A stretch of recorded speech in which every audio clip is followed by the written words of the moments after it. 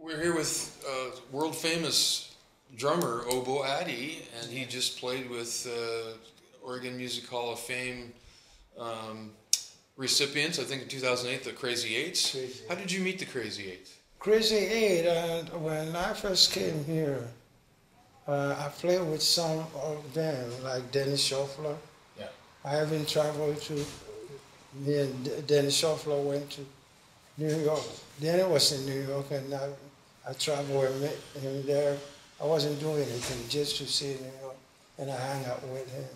So and then he played my band a little bit. Mm-hmm. So when he came back, they formed Crazy Eight, and I've known all the guys around here. So when they were gonna record, they asked me to play, and I did. And something like that is some of the things that I do.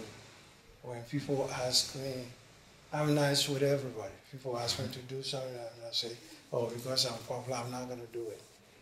I respond quickly, like tonight. They want me to play. So, okay, I shouldn't be playing because my body is not healed yet. But do you have some health issue? Yeah, that's what I'm saying. In a few years, I've had 3 times surgery. Surgery, okay. Liver cancer, 2 liver cancers, and stomach, breast cancer, and things like that. So, but I'm still hanging in. Yes. And I haven't healed from. It's only 3 months that I had the intestine surgery, and that's the one that they told me is very hard to heal. The pain from it. Yes. It takes a long time to heal. So I'm in the process of healing of that. When did you come from Africa, from the Gold Coast to America? First time I came around this area, it was 1974. I think it was 1973. But we lived in London with my brothers who were touring Europe, and we came here. We toured Washington State, and then we came here, performed at Jefferson High School, and then went to Oregon State. Yeah. And then we flew from there to Maryland University and Illinois University, and then we went back. But we came to Washington for 6 weeks and toured high schools, universities, Spokane, Pasco, all these places. And then we went back. That was in 1974. And we came back again in 1975. We did the same thing. And in 75, when we finished our tour, we had some touring in Australia. We toured them for 3 months. Tell me some of the people that you've played with, that you shared the stage with, or recorded with. I recorded with Randy Weston. This is a friend. I recorded with here Crazy Eight. Yeah. Their Memory. There's great. Yeah, There was the first. His band was the first band that I played when I first came here. He called me out of the blue. He said, "Obo." I said, "How did you know my name?" He said, "Oh, Obo, because I know the instrument, Obo."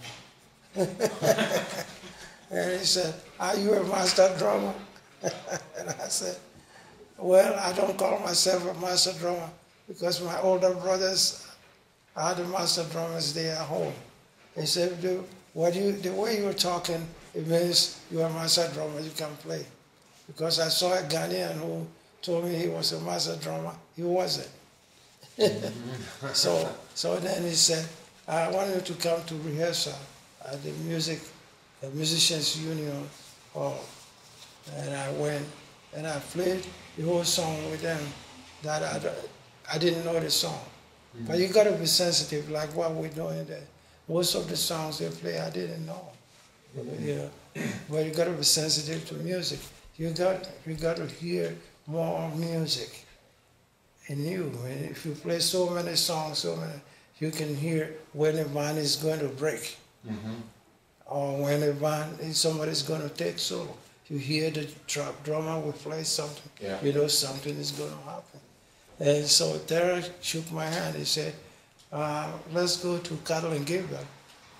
We have a play there that we're going to play. I said, for play, I have to rehearse. He said, no, I know you. No, you don't need to rehearse. I know you. You are sensitive to music. I've heard, musicians for years say that really the leader of the band is the drummer.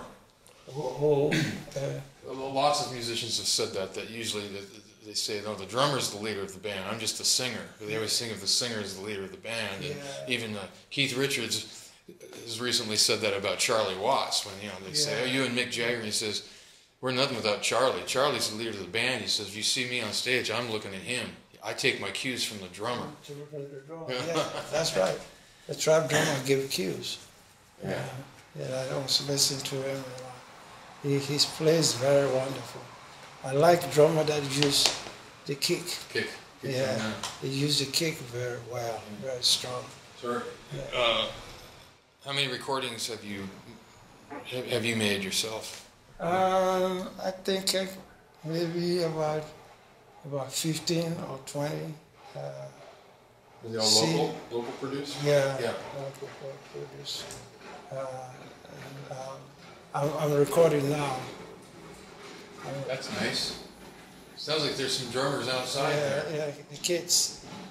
The kids. Yeah, we're doing music thing here, so this is fun. I'm recording now. I'm recording a new song, and I'm mixing some of the old song to get it a little bit modern sound. And then we're gonna do the best of Obo Addy. I even mix some in Ghana. The Ghanaians mix European style. They use too much effect, but they sound good. Anything that you want to say finally about the Oregon Music Hall of Fame and their mission in helping to fund music education programs for kids? Anything you'd like to say about that? It's a wonderful thing. Since for about 4 or 5 years, I haven't been to any of the meetings because I've been sick and I don't even go out. My group go play without me. And I don't have my band anymore. I just started forming it. But I have the traditional group, and they work very well. We travel a lot. And this is what we do, what he's trying to do, I have a non-profit organization that we do that. We take our music to schools. Program called Young Audiences.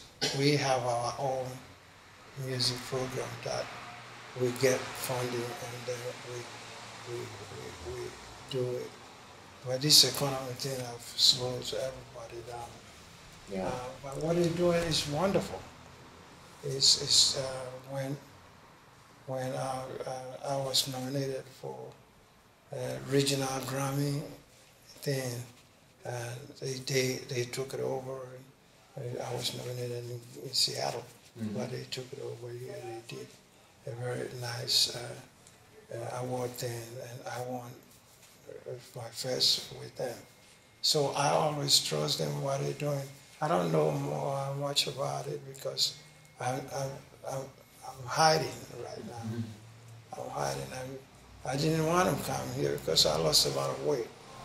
All right. Well, I appreciate it, and hope you keep pressing on and getting better. You've got a good spirit, and you came to. Are you glad you came? I mean, you played well. You're in an interview here, and so. That's what life's about, I guess, getting out there. The thing is, if I start going, I have to keep going. When I stop and lay down, then I can't wake up. I have to lay down. Every time when I lay down, then I keep lying down. My wife will start screaming at me. You take it off and go for a walk. If I go for a walk, then energy comes.